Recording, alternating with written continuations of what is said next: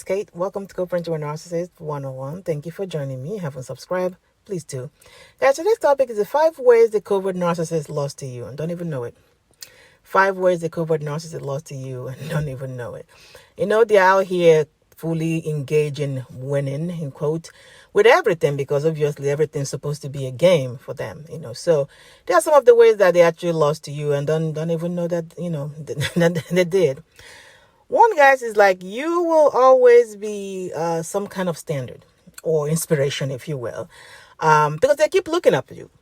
They keep looking at you to tell them what they're going to do next. It doesn't matter how long you've been out there away from them. You always be like a standard or inspiration because they need to know what you're doing so they can outdo you. They need to know which direction you're going so they can go above and beyond. So they're always looking over the fence. They're always looking at you to take cues from you. Number 2 is they will constantly try to, wow you because, if the things that they weren't doing before while you are with them or whatever, now they are doing 5 times that. The effort they didn't make before, now they are making all that because all of that is to hopefully show you that, because they're hoping you're looking at them, to show you, see, you lost something great here or you left something great here. So they're always constantly trying to wow you, outdo themselves, like, pretty much dancing around for you to see them. Number 3 is they are constantly looking at you to realize the error in your ways. They're they're looking at you so that to see when you realize the error in your ways.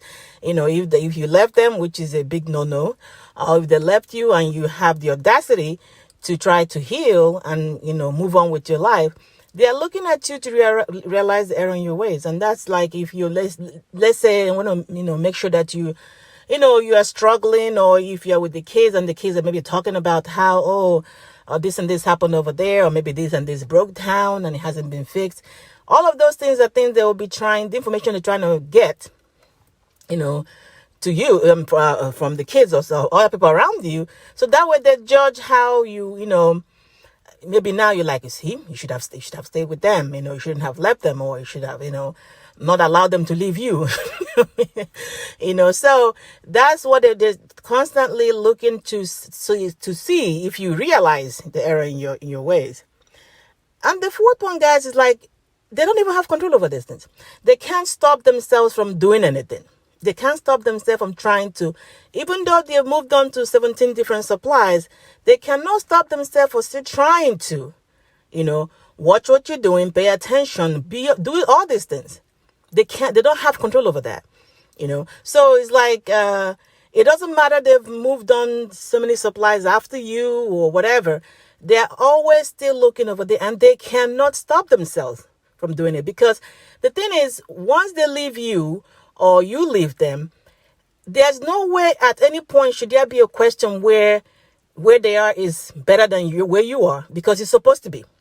It's supposed to be. So this has them looking at you all the time because where they are is supposed to be better than where you are. Their life's supposed to be better after yours is declining on a steady decline, going south consistently. So they cannot even stop themselves from trying to look over at you where you are maybe moving on with your life, doing what you don't even care. But they can't even stop themselves from doing this. And of course, because of this, the last one is there's always the need to, let me see what I'm doing this time around. They're always performing. They're always performing for you. And I can't even tell you, like, years later with the covert narcissist that I'm dealing with, that he still tried to throw the new supply in their face, throw the new wife, or make certain comments or certain messages. Like, dude, nobody cares. It doesn't matter.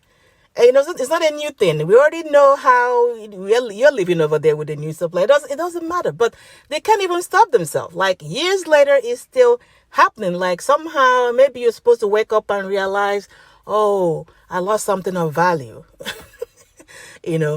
So these are some of the ways they lost. While you are out here, healed, recovered, thriving, moving on, don't even give a damn about what they're doing because you're focused moving forward, they are still obsessively watching what you're doing. They are still doing certain things for you. They are still doing things, hoping that you look over there. They are still doing things, making sure that you see, oh, you should have stayed with me. You should have, you shouldn't have left.